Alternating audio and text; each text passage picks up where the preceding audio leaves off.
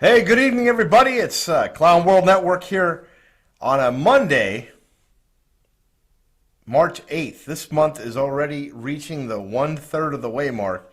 I am truly amazed by how fast time just continues to go. I mean, every day I wake up, I put in a long day at work. We do our little show here, and it's off to the next day. And we are just burning through this year already. First week of March already out of the chute. We got a great show for you this evening, but before we do that, we got to remember to like, share, follow, subscribe, and comment, because your comments do mean a lot to us, and we do continue to follow them. After the show is over, we get a chance to respond individually, and I appreciate all the DMs, the PMs, the text messages, the emails that I've been getting over the last couple weeks. Your support has meant a great deal to me, so please keep it up. We're going to keep it up over here and continue to bring you good shows every night with as much as we can get to you. So I have to apologize for this evening. I'm a little bit exhausted, but we're going to get through this together and have another great episode here at Clown World Network. I love the artwork. This is one of the best parts of it, is being able to change out the artwork and show some American pride, and that's really what it's all about.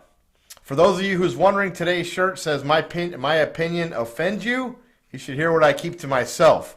So I get a lot of questions about where I get my shirts from. Realistically, I just try to find something that's engaging, that makes you look, makes you see what I'm wearing. Every night we try to have a different shirt on, but I do get a lot of questions. So this one's, my opinion offends you? You should hear what I keep to myself.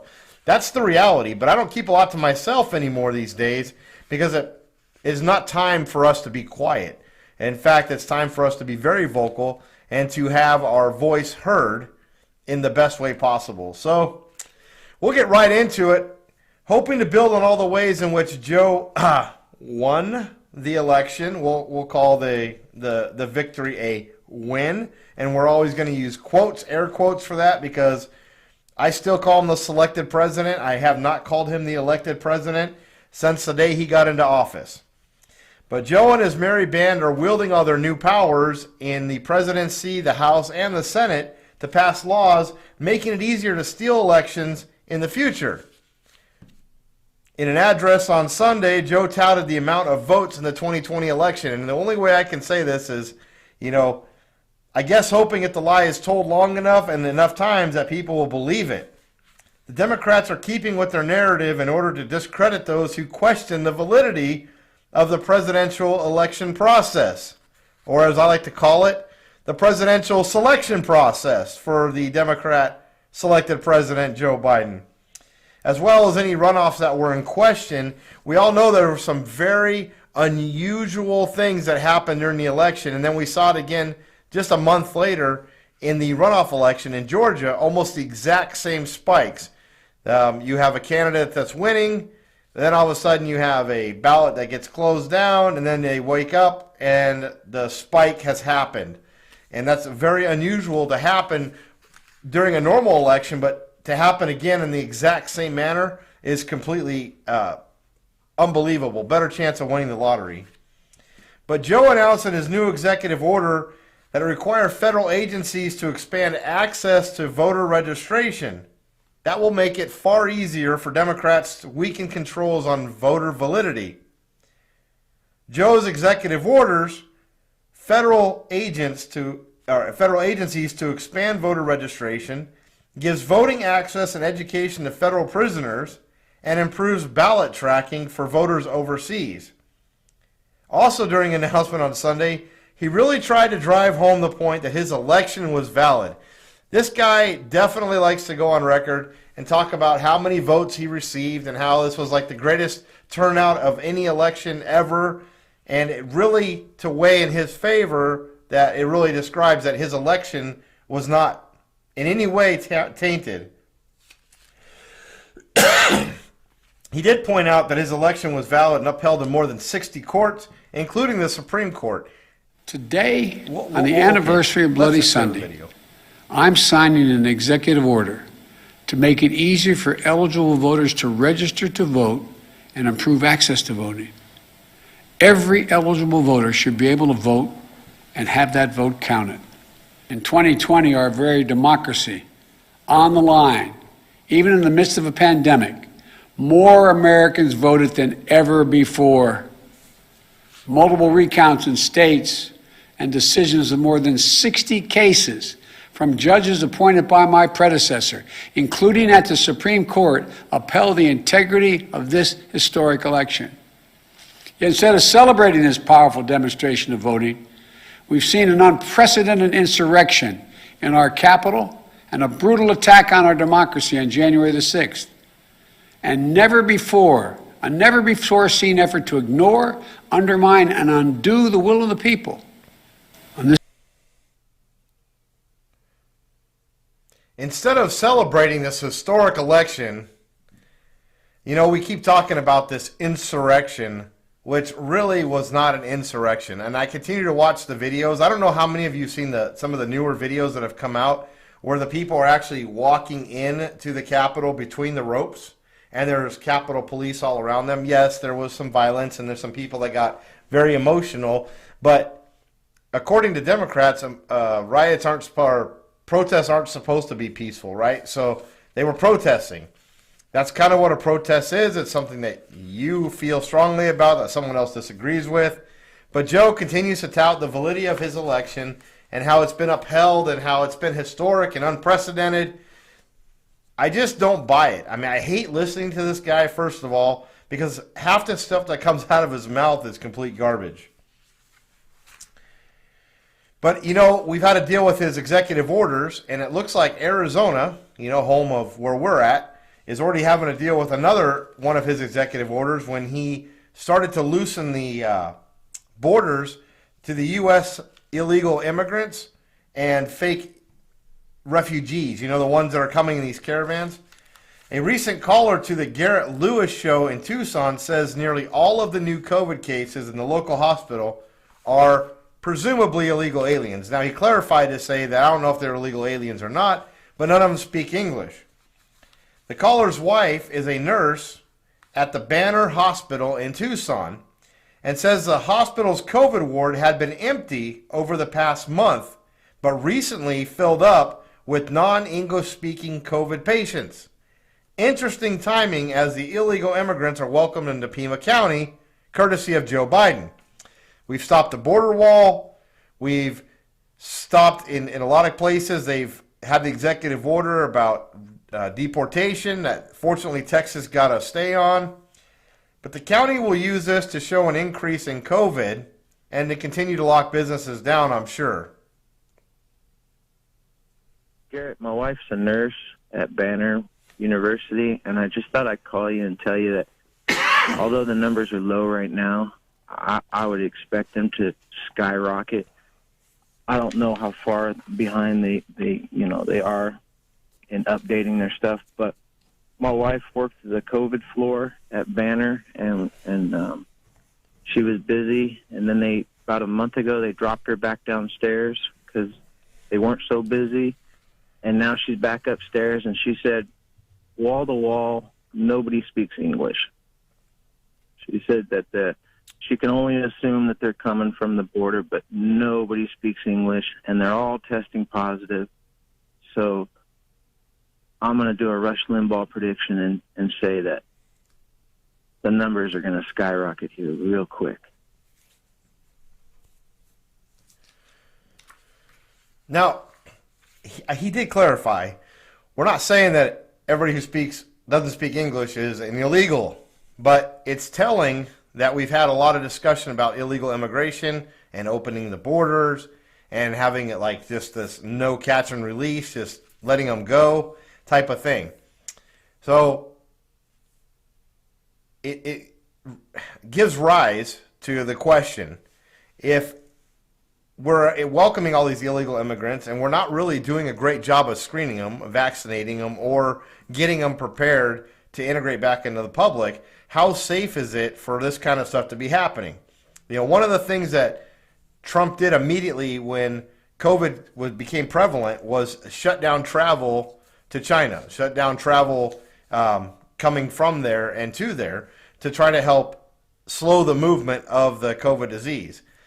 But once you have infectious people, if you've already started the decline and you've already started to fight it, then why would you reintroduce people that have not been practicing, quote unquote, these measures of social distancing and obviously masking and all that? Because every picture I've seen at the border, I haven't seen any masks. I haven't seen anybody social distancing. And if that's such a big deal, then how can we be in a situation that we can just allow them to just be dropped in our country without really any pause for question? But that leads a lot to buyer's remorse. You ever had buyer's remorse? You know what buyer's remorse is, right? You buy something, it's shiny, you love it, and then you get it home and you think, oh my gosh, can I afford this? Did I make the right decision? Is this the way I should act in this moment? Well, it appears there are a lot of people are having Joe Biden remorse right now, and the fact that so many Democrats that voted for Biden are coming out and voicing their frustration with Biden's decisions so far. Young Democrats like Ben see a lot of promises unkept. They're putting that stimulus check on the back burner. They're putting the minimum wage hike on the back burner. And they're dropping bombs in Syria right now. And those bombs are kind of expensive for a dude who owes me $2,000. That doesn't look like somebody who's really happy with their selection. Again, selected presidents. We'll talk about that. Chosen president after only a few months. I mean, the funniest line in that is he goes, they're dropping bombs in Syria right now, and those bombs are kind of expensive for a dude who owes me $2,000. Now, I don't know what's funnier, the statement or the fact that anyone thinks that that's money that's owed to them, right? I mean, we paid it in taxes. All of our money is our taxes. It's money that we paid in, assuming that we've paid into it. And it's being held over. It was held over. If you remember, in Georgia, Joe's like, if you do this, I'll give you $2,000. Or Joe was like, I'll give you $2,000. And they used it as kind of leverage. It was like, hey, we're going to buy your vote. So now people are like, hey, where's my $2,000? Where's the stimulus checks? There's been a lot of question about how Joe has handled the stimulus payments. And people are starting to really tout on the fact that, hey, at least Trump got this stuff out there. And Trump really made an effort to put it in people's hands. So it looks like this particular voter learned the hard way that Joe Biden and the Democratic Party say one thing, and then after the campaign trail is over and they're actually having to get down to business, it's totally something different in office, right? But it should come as no surprise, though, in just under 1 week into his term, President Joe Biden angered union members, Canada, and the Utah Native American tribe over his decision to stop the Keystone XL pipeline. Now, if you remember, Biden claimed to be the candidate for the unions, and by maybe all rights he was. But unions are very unhappy with the way he handled himself. Again, executive orders, executive orders, executive orders. Well, even BLM wants something for their vote. They've come out and said, hey, we want what's being said. Hey, here it is. We gave you our vote. We want something for our vote. So there's a lot of people that are now asking Joe to follow through on his campaign promises and to come strong to the table for people that voted for him. After all, that's what you putting an elected official in office is about, right? Is being able to reap the rewards of your decision because you aligned yourself with their political and their social views. Well, Joe made a lot of promises that people are not really happy with right now. I do see the midterms coming undone a little bit. I think it's going to be interesting as Joe and Kamala continue their little reign of terror in Washington. And I think as people start to see the situation as it's unfolding, it's going to be a real eye-opener in the midterm elections. And I'm really curious to see how well that does.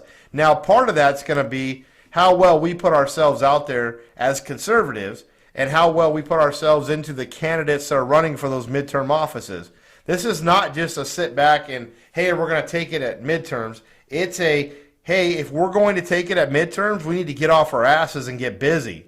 That's the reality, right? But I do think that Joe's helping the cause. And I think that he'll continue to do that as long as he alienates the very people that selected him in the first place. Speaking of selections, the Maricopa County Board of Supervisors has been under fire for quite a while as the Arizona State House had asked them for all the records so they could audit the election. After refusing to provide ballots to the Arizona Senate for months, a judge ordered the Board of Supervisors to hand over shredded ballots that were found in a dumpster. This is crazy. So this local residents actually found these in the dumpster. Just residents. They found these shredded. Look at these shredded ballots. Piles of shredded ballots were located yesterday in a dumpster here in Maricopa County. This was discovered only days before the Senate's audit of the county's 2020 election results were due to start. So, do you think there's some foul play going on here, or somebody's trying to cover up their trails? They wouldn't give the ballots, and I said this before, if you had nothing to hide, then you would have no problem handing over the ballots. They refused a senatorial request, basically a subpoena for them to turn over records and appear before them. They fought them until they got before a judge who ruled on the fact that they need to turn over these things. That they don't have a right. A county does not have a right to stand in the way of a state judicial body, essentially the state Senate. So for months we've had like this whole thing. They agreed earlier to have the Board of Supervisors agreed to have the audit if they could pick the auditors. Again, they're putting up so many roadblocks for information that belongs to the state. The state is governed by the Senate and the House.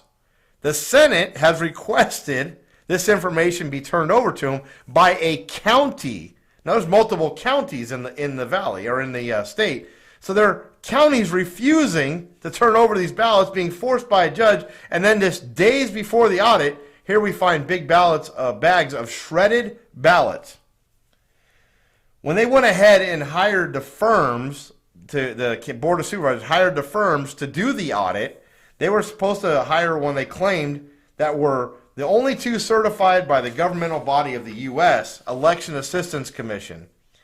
But it was found out later that these firms were not certified at the time they were selected by the Board of Supervisors. This is probably why the audits were set up in the way that they were, so no fraud would be found. Now that this whole thing is starting to come undone, they're trying to cover their trail. Why else and how else can you explain ballots being shredded and dumped in dumpsters here in Maricopa County just days before all of this audit was to take place? There are so many things that concern me during this election. So many things that concern me about the way that they handled themselves during the election, and even more so, how these bodies have handled themselves when being requested to turn over information for valid and reasonable audits. This is what the audit process is for. If an audit process wasn't important, why does the IRS use it on its citizens? They're auditing their citizens to make sure, hey, you're telling the truth and that we get our money, right? So they use the audits all the time. Insurance companies use audits. The government uses audits. That's how you make sure that things are on the straight and narrow. Well, don't you think it's fair and right that if somebody wants to audit an election that's in question, that they reasonably would turn it over without a whole lot of to do about it? Hey, here it is. I got nothing to hide. If you have nothing to hide, you have nothing to hide. That's the plain, simple truth. This whole election's been kind of crazy, but if we have our way, if a New York Congresswoman Grace Meng has her way, the next one may be even more interesting. She announced on February 5th that she reintroduced legislation into the House of Representatives to lower the voting age in America to 16 years of age. This would replace the previous 26th Amendment to the U.S. Constitution with a new amendment that would allow those 16 and 17 to vote in elections. Of course, this is an easy way for the Democrats to increase their Democratic vote. Why? Because young kids do not understand economics. They don't really teach it in school, and all they hear is free. How many times do you hear these kids during Bernie's rallies talk about free college and free health care? Where does free come from? It comes from the people, right? So here they want to lower the voting age to 16 and 17, so 16 and 17-year-olds can vote, because that would expand their base. Conservatives are generally pretty fiscally responsible. They understand that, hey, we have to work for what we have. You get rewarded by how hard you work, and that's the reality of what it is. Democrats are constantly talking about free. Now, I don't agree with the whole free college thing, and here's the reason why. I didn't go to college. I did, but I didn't complete. But I run a successful business, not just one, but a couple of them, that pays a lot of money in taxes. So those taxes are going to go to pay for college for kids who maybe are going to apply themselves and maybe not. But part of having to earn your degree, is that you are responsible for the hours, the time, and the money that goes into it. If you don't want to put the effort into it, then you should be penalized. That penalty comes as a form of a bill without an education. It seems pretty straightforward in my eyes. But by lowering the voting age to 16 and 17, you open up a slew of problems, especially when you have schools that are teaching socialistic values and are being, for lack of a better word, run by people who believe in a different type of government. We could say communists. It's hard for me when I talk about teachers because my parents were some of the best teachers I had ever met in my life. They loved their profession, they loved their students, and they really loved their going to work and doing their jobs and educating their students. But they taught real life skills. They taught economics. They taught how to save your money, how to work for your money. They taught you to get up and go do something. I don't think we're seeing the same thing in schools, and I don't think we're seeing the same quality of teachers that we once did. I think that teachers are fighting an uphill battle. The parents are expecting more out of them. So now we're going to have these 16 and 17-year-old entitled kids turn into voters, and the majority of them would vote for Democrats. Now, as they start to age out and life starts to take hold, I think we're going to see a major shift back in the party again. And I can only hope that the next group that reaches like maturity starts to see that, hey, all the stuff that's being touted as one of the positive things with the Democrats is not so positive. But that has nothing to do with anything. I'm kind of digressing the story. In 2018, Meg introduced the same bill and received 0 sponsors for it. After reintroducing the bill, Meng said there are already 17 co-sponsors and she's moving forward with her bill. If this bill was to ever be passed, before you know it, we'll see Democrats looking for 7th and 8th grade voting age, maybe 5th and 6th, maybe even like 1st and 2nd. I mean, crayons and pencils, right? But Grace Meng, Congresswoman Grace Meng of New York Liberal Congresswoman, has earned the coveted title of our Monday Clown of the Day.